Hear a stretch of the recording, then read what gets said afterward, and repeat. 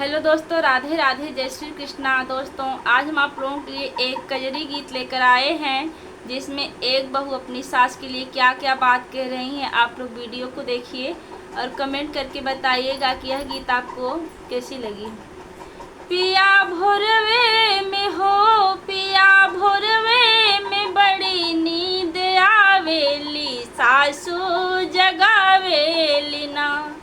पिया भोरवे में हो, पिया भोरवे में बड़ी नींद आवेली, सासू जगावेली ना।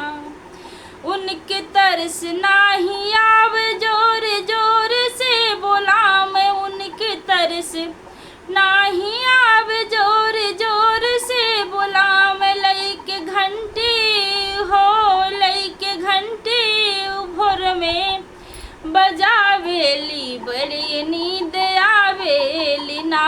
लइके घंटी भोर में बजावेली, बड़ी नींद आवेली ना।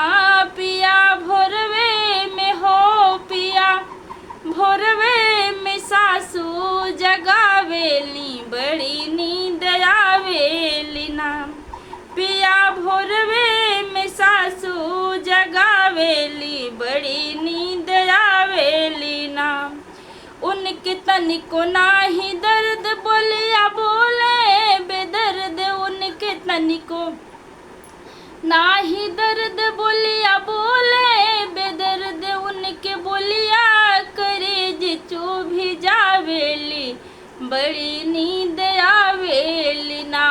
उनके बोलिया करेज चुभी जावेली, बड़ी नींद आवेली ना।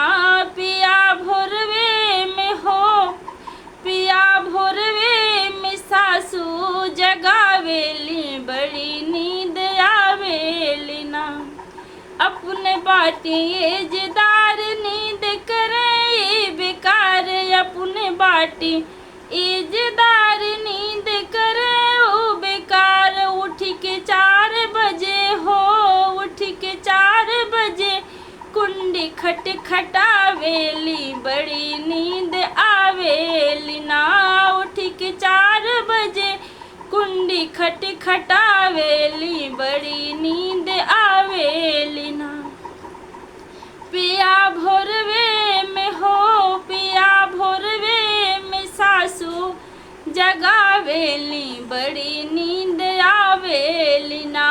पिया भोरवे में सासू जगावेली, बड़ी नींद आवेली।